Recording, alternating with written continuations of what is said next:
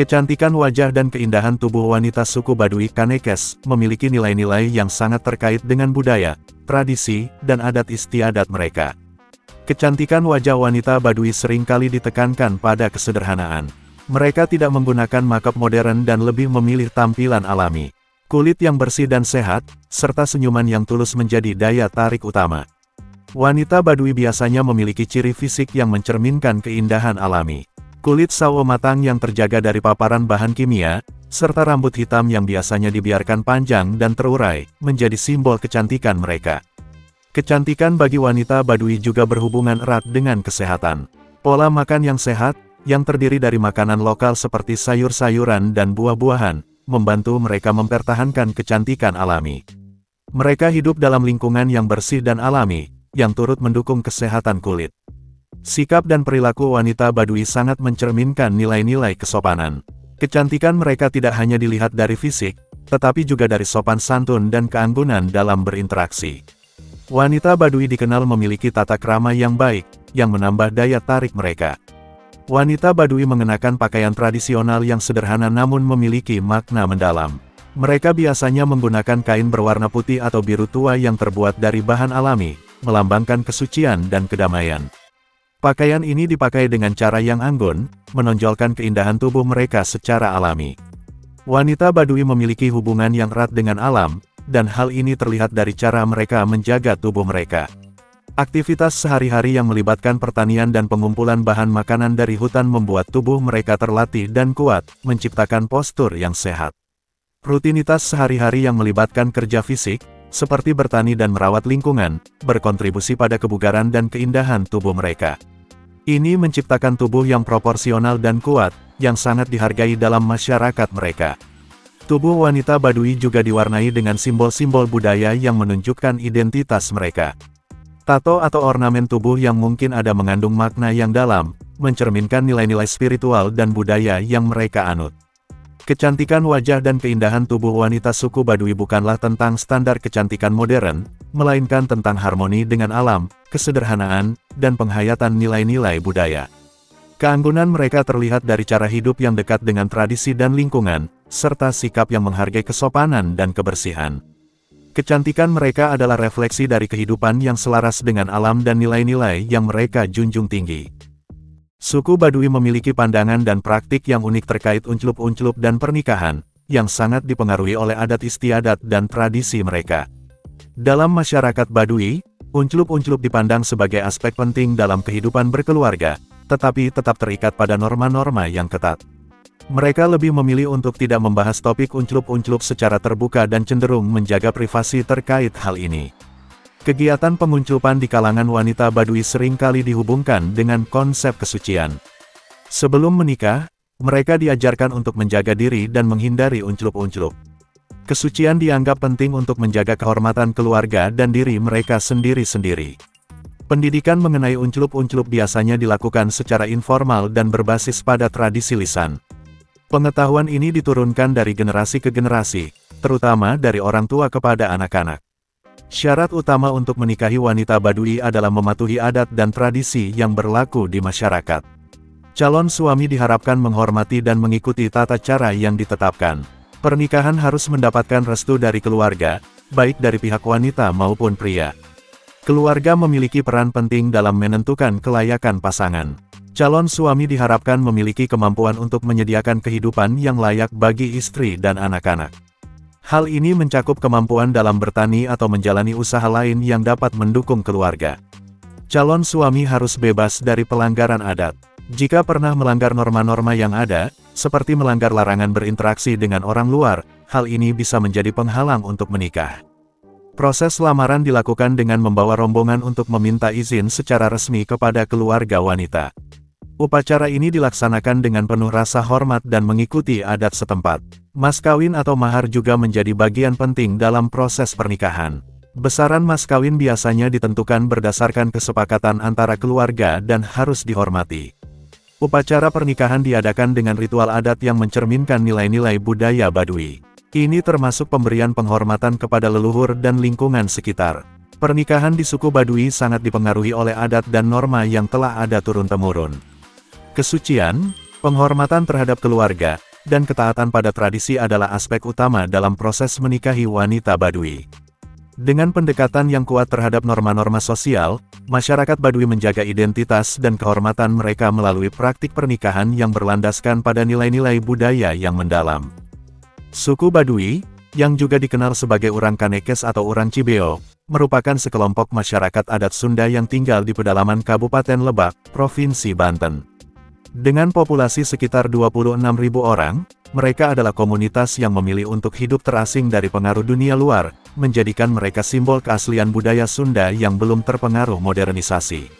Masyarakat Baduy menolak label wisata atau pariwisata untuk menggambarkan kampung mereka. Sejak 2007, mereka memperkenalkan istilah Sabah Budaya Baduy, yang berarti silaturahmi kebudayaan Baduy, sebagai upaya menjaga kesakralan wilayah mereka. Istilah Baduy sendiri berasal dari sebutan luar, awalnya digunakan oleh peneliti Belanda yang mengasosiasikan mereka dengan masyarakat Arab Badawi yang nomaden. Namun, mereka lebih suka menyebut diri mereka orang Kanekes, sesuai dengan nama daerah mereka. Suku Baduy tinggal di Desa Kanekes, Kecamatan Leuwidamar, dengan pemukiman yang terletak di sepanjang aliran Sungai Ciujung, di kaki Pegunungan Kendeng. Wilayah ini memiliki topografi berbukit dan bergelombang, di mana suhu rata-rata mencapai 20 derajat C. Mereka berkomunikasi dalam bahasa Sunda dialek Baduy, meskipun fasih menggunakan bahasa Indonesia dalam interaksi dengan dunia luar. Dalam hal pendidikan, masyarakat Kanekes menolak pendidikan formal, karena dianggap bertentangan dengan adat istiadat mereka. Usaha pemerintah untuk membangun sekolah di wilayah mereka sering ditolak. Meskipun demikian, mereka memiliki cara sendiri untuk belajar dan mengembangkan wawasan, tetap setara dengan masyarakat di luar suku Baduy. Dengan demikian, suku Baduy tetap menjadi simbol ketahanan budaya dan identitas yang kuat, menjaga tradisi mereka di tengah arus modernisasi yang semakin kencang. Masyarakat Kanekes terbagi menjadi 3 kelompok utama, Tangtu, Panamping, dan Dangka. Kelompok Tangtu dikenal sebagai Kanekes Dalam atau Baduy Dalam, yang secara ketat mematuhi adat istiadat. Mereka tinggal di 3 kampung, Cibeo, Cikertawana, dan Cikeusik. Ciri khas mereka adalah pakaian berwarna putih alami dan biru tua, warna tarum, serta ikat kepala putih. Dalam tradisi mereka, bertemu dengan orang asing dianggap tabu. Sebaliknya, Kanekes luar atau kelompok Panamping mencakup mereka yang tinggal di kampung-kampung sekitar Kanekes Dalam, seperti Cikadu, Kadu Ketuk, dan Gajeboh. Mereka mengenakan pakaian berwarna biru gelap dan ikat kepala yang serupa. Kelompok ini telah melanggar adat dan memutuskan untuk meninggalkan tradisi Kanekes Dalam, baik karena keinginan pribadi, menikah dengan anggota Kanekes luar, atau karena pelanggaran tertentu. Mereka kini lebih terbuka terhadap teknologi dan menggunakan alat bantu modern dalam kehidupan sehari-hari. Di luar 2 kelompok tersebut, terdapat Kanekes Dangka, yang tinggal di luar wilayah Kanekes, di 2 kampung terakhir, pada Waras Cibengkung, dan Sirah Dayah Cihandam. Kelompok ini berfungsi sebagai penyangga budaya, menjaga jarak dari pengaruh luar yang semakin kuat. Dengan demikian, masyarakat Kanekes mempertahankan identitasnya melalui pembagian yang jelas antara ketiga kelompok ini, masing-masing dengan karakteristik dan tradisi yang unik. Masyarakat Kanekes meyakini bahwa mereka adalah keturunan Batara Cikal, salah satu dari 7 dewa yang diutus ke bumi. Keyakinan ini sering dihubungkan dengan Nabi Adam sebagai nenek moyang manusia pertama. Dalam pandangan mereka, Adam dan keturunannya, termasuk warga Kanekes, memiliki misi untuk menjaga harmoni dunia melalui praktik bertapa dan asketisme. Namun, pendapat tentang asal-usul orang Kanekes berbeda dengan analisis para ahli sejarah, yang mengandalkan bukti sejarah dari prasasti, catatan pelaut Portugis dan Tiongkok, serta cerita rakyat mengenai Tatar Sunda. Banyak yang mengaitkan masyarakat Kanekes dengan kerajaan Sunda, yang berpusat di Pakuan Pajajaran sebelum keruntuhannya pada abad ke-16. Wilayah Banten, sebagai pelabuhan dagang penting, mengandalkan Sungai Ciujung untuk mengangkut hasil bumi dari pedalaman.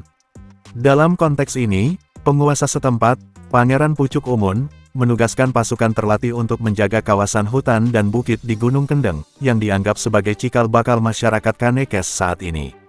Berbeda dengan teori ini, Van Trich, seorang dokter yang meneliti kesehatan pada tahun 1928, berargumen bahwa orang Kanekes adalah penduduk asli yang menolak pengaruh luar. Mereka sendiri menolak anggapan bahwa mereka adalah pelarian dari Pajajaran.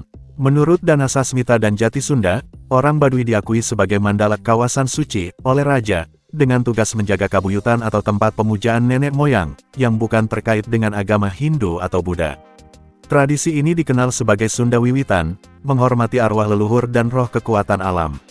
Ajaran Sunda Wiwitan berakar pada penghormatan kepada karuhun dan pemujaan terhadap kekuatan alam, meski sedikit dipengaruhi oleh aspek Hindu, Buddha, dan Islam seiring waktu.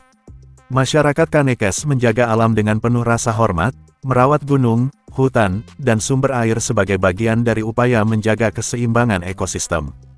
Prinsip ini tercermin dalam Pikuku, aturan adat yang mengedepankan perubahan minimal dalam cara hidup mereka. Contoh konkret dari Pikuku ini adalah prinsip, lojor hente benang dipotong, pendek hente benang disambung, yang mengatur kehidupan sehari-hari, termasuk pertanian yang dilakukan tanpa mengubah kontur lahan. Pembangunan rumah pun mempertahankan kontur tanah alami, menciptakan kesan sederhana dan otentik. Salah satu objek kepercayaan paling sakral adalah Arca Domas, tempat pemujaan yang dijaga kerahasiaannya. Setiap tahun, hanya Puun, ketua adat, dan beberapa anggota terpilih yang melakukan pemujaan di sana. Di lokasi tersebut terdapat batu lumpang yang menyimpan air hujan, keadaannya saat pemujaan menjadi pertanda keberhasilan panen.